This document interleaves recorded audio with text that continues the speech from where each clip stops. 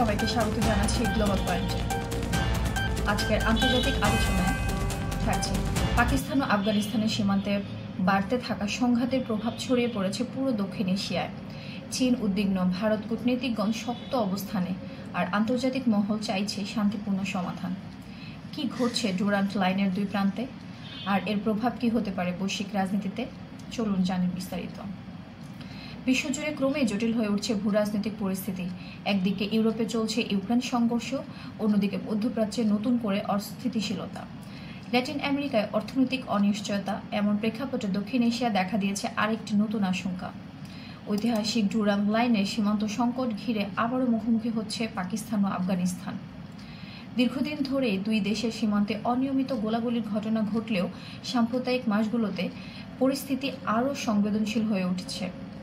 2025 সালের আগস্ট থেকে অক্টোবর পর্যন্ত সময়ের মধ্যে সীমান্তের খাইবার পাখতুনখাওয়া ও বালুচিস্তান অঞ্চলে একাধিক সংঘর্ষের খবর পাওয়া গেছে।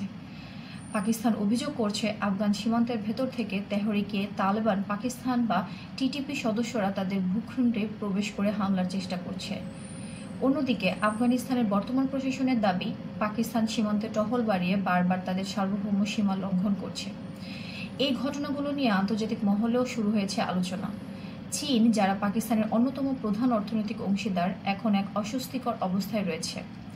কারণ পাকিস্তানের মধ্য দিয়ে চলছে চীন পাকিস্তান অর্থনৈতিক করিডোর বা সিপিইসি, যা বেইজিংয়ের জন্য দক্ষিণ এশিয়া ও মধ্যপ্রাচ্যের মধ্যে বাণিজ্যের প্রধান সংযোগ পথ।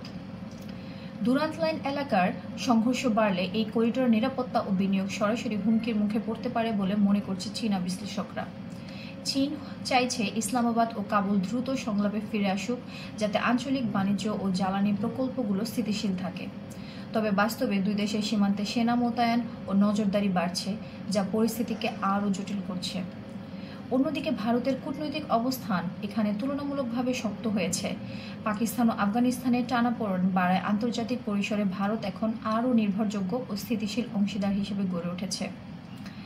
নতুন দিল্লি প্রকাশ্যে কোনো পক্ষ না নিলেও বিশ্লেষকরা বলছেন এই অস্থিরতা পরোক্ষভাবে ভারতের জন্য সুবিধাজনক। কারণ পাকিস্তান অভ্যন্তরীণ নিরাপত্তা ইস্যুতে ব্যস্ত থাকলে দক্ষিণ এশিয়ার কৌশলগত ভারসাম্যে ভারতের প্রভাব বৃদ্ধি পায়।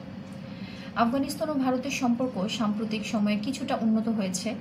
তালেবান প্রশাসনের সঙ্গে ভারত সীমিত বাণিজ্য ও মানবিক সহায়তা প্রকল্পে অংশ নিচ্ছে, যা দুই দেশের মধ্যে নতুন এক ধরনের যোগাযোগ তৈরি করছে। জাতিসংঘ ইতিমধ্যে পাকিস্তান ও আফগানিস্তান উভয় পক্ষকে সংযম আলোচনার আহ্বান জানিয়েছে। চীন, ইরান ও রাশিয়ার উদ্বেগও প্রকাশ করেছে যে এই সীমান্ত অস্থিতিশীলতা যদি আরও বাড়ে তবে এটি মধ্য ও দক্ষিণ এশিয়ার বাণিজ্য পথে সরাসরি প্রভাব ফেলবে। বিশ্লেষকরা বলছেন, বর্তমান পরিস্থিতিতে পূর্ণাঙ্গ সংঘর্ষ নয়, তবে একে ছোটখাটো সীমান্ত সংকট বলা যায়, যা ভুল বোঝাবুঝি বা রাজনৈতিক সিদ্ধান্তের কারণে বড় আকার নিতে পারে। চীন এই অবস্থাকে ত্রিপাক্ষিক আলোচনার মাধ্যমে সমাধানযোগ্য বলে অভিহিত করেছেন। অন্যদিকে যুক্তরাষ্ট্রের পক্ষ থেকে সরাসরি কোনো মন্তব্য না এলেও তারা পর্যবেক্ষণ করছে দক্ষিণ এশিয়ার এই নতুন ভূরাজনৈতিক পরিবর্তন। ওয়াশিংটন চাইছে আঞ্চলিক স্থিতিশীলতা বজায় থাকুক এবং ভারত তার কৌশলগত মিত্র হিসেবে ভারসাম্য রক্ষা করুক।